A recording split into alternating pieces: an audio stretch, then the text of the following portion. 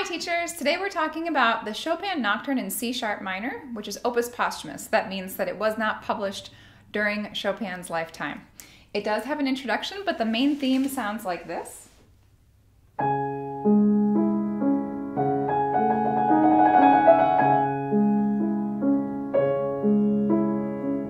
It's so beautiful. It sounds like melancholy, romantic era Chopin. It's a good introduction for your students to the nocturnes, although I would advocate for playing some easier Chopin before your student plays this piece. I think particularly the E minor or B minor preludes are both good introductions to Chopin, simpler than this piece, but similar in character and style. This is not an easy piece. It's listed on RCM level 9, and for my Illinois colleagues, this is on our AIM syllabus level 10. It's also a problematic piece because it was not published during Chopin's lifetime. We have a lot of arguments and questions around Chopin's writing of this, around the manuscripts and early editions of it, and it's not even included in all the compilations of nocturnes. So for instance, this nocturne is not included in my Paderewski Dover edition, my old book. It is included in my Henley nocturnes. There are 2 editions of it in here, though, because there are so many questions around how to edit this piece, and I don't find this edition particularly helpful. It's missing a lot of things that might help students. So I would say go for a student edition. You might want to look at the Alfred Masterworks edition, or today I am just looking at this in Jane McGraw's Encore Book 3, which is a great book of student favorite pieces that are great for recitals and performances. I'll also just say that, as I mentioned, there's 2 different versions in the Henley edition. There are a lot of questions even just around pitch. So if you go and listen to recordings of this, you will hear different notes being played. For instance, measure 7.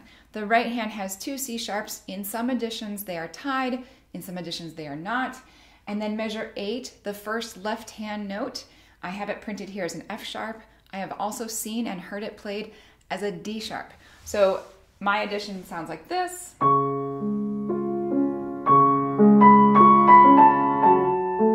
But you might hear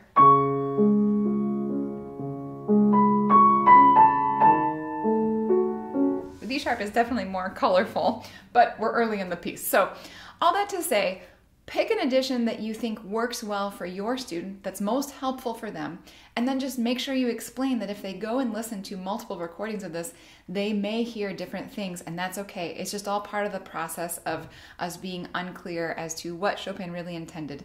And just to go along with that, Chopin was a master improviser, so I'm not sure he ever played any of his pieces the same way twice. All right, let's talk about what our students need to know and be able to do in order to play this piece well. First of all, it's in C sharp minor, which is not maybe the most comfortable key to read in. So our students need to know their C sharp minor scales. I would say both natural and harmonic minor for C sharp minor. Also scales for F sharp minor, which is the subdominant, as well as understand the primary triads that are going to happen in this key: C sharp minor, F sharp minor, and the dominant G sharp major, which includes a B sharp, sometimes a stumbling block for students. And when we go to the dominant, we're going to have the secondary dominant, which is D sharp major. And in order to play that chord, you have to have an F double sharp. So your student needs to be able to understand this key, to read a lot of accidentals, and to understand the principle of double sharps and sharps on white keys such as E sharp and B sharp. When I'm teaching this piece, I do not begin with the introduction. I begin with measure 5, where the main melody and accompaniment begin, and I start with the left hand. So some of that we're going to look at, what are these beautiful open position C sharp minor triads, such as that very first one in measure 5, and then how are we going to play it with this open accompaniment pattern. I would advocate for the student's left hand pivoting on the middle note. So for instance, I might put my 3 on that G sharp and learn to pivot around it and make sure that the arm is aligned behind the hand, whether it's over here or moving over here.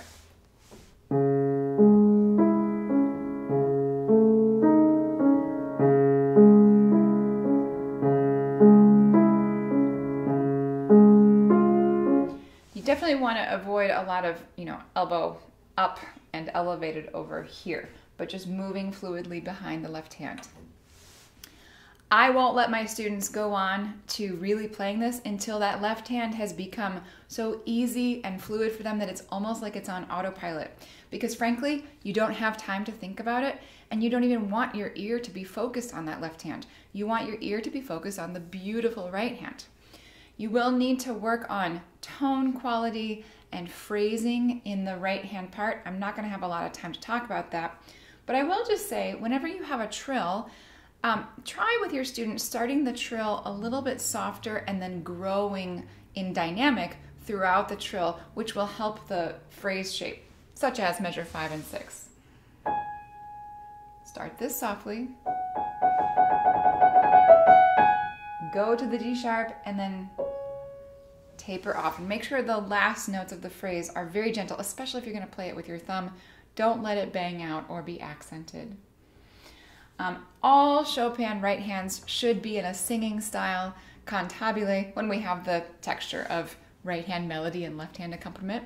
The story goes that Chopin lived near the opera house in Paris and that he heard a lot of singers that were practicing or warming up, and that a lot of the improvisatory runs that we get in the right hand are reminiscent of singers practicing their warm-ups or practicing their coloratura, things such as you find in Rossini and similar opera works.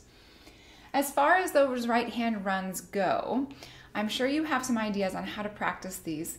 Some of them are very simple, some of them are quite complex as far as how you rhythmically work it out. The one in measure 15 is not hard.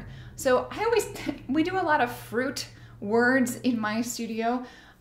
Blueberry for triplet and apple for eighth notes or 3s and 2s.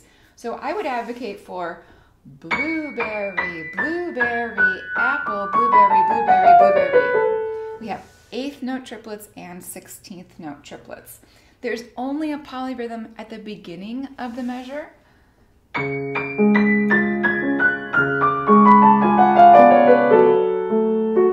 Hopefully your students have already practiced their polyrhythms before embarking on any Chopin like this.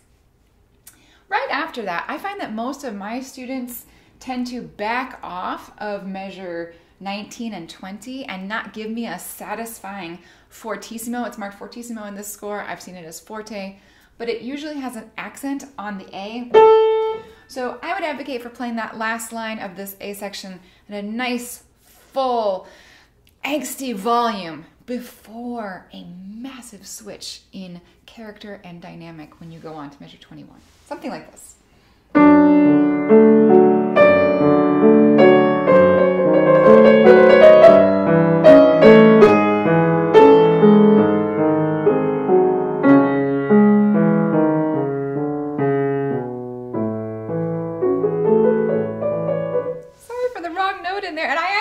Keep the dynamic up as much as I wanted to. So clearly that's a place you have to work with your student and end that section with a full dynamic.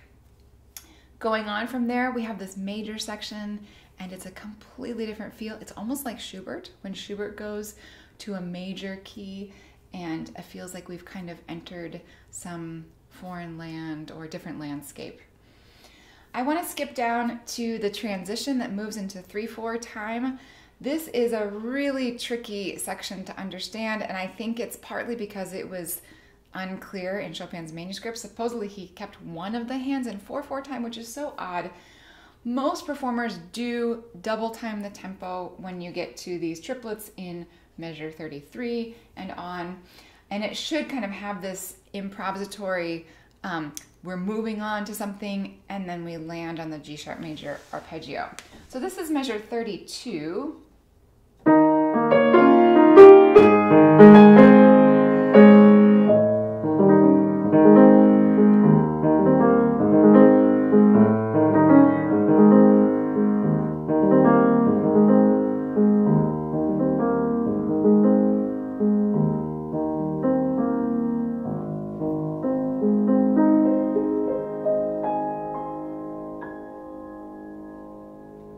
Truly allow that to finish. Pedal up, breathe. And we're So you can have a lot of fun with your students as far as what is the story and why does it go to this beautiful major landscape and then pull you right back to that minor theme. Okay, the last thing I want to talk about is the scales at the end because they are problematic. You do have to be able to play this scale.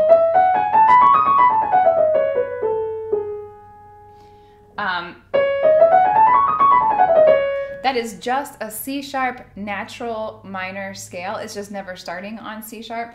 So the first thing I would do with my students is make sure they can play that scale very quickly. And then look at where each of them begins and ends. So the first one starts here and goes to here. And then comes all the way down to the G sharp. Next one is much longer. Right, so they just have to be able to do that, period.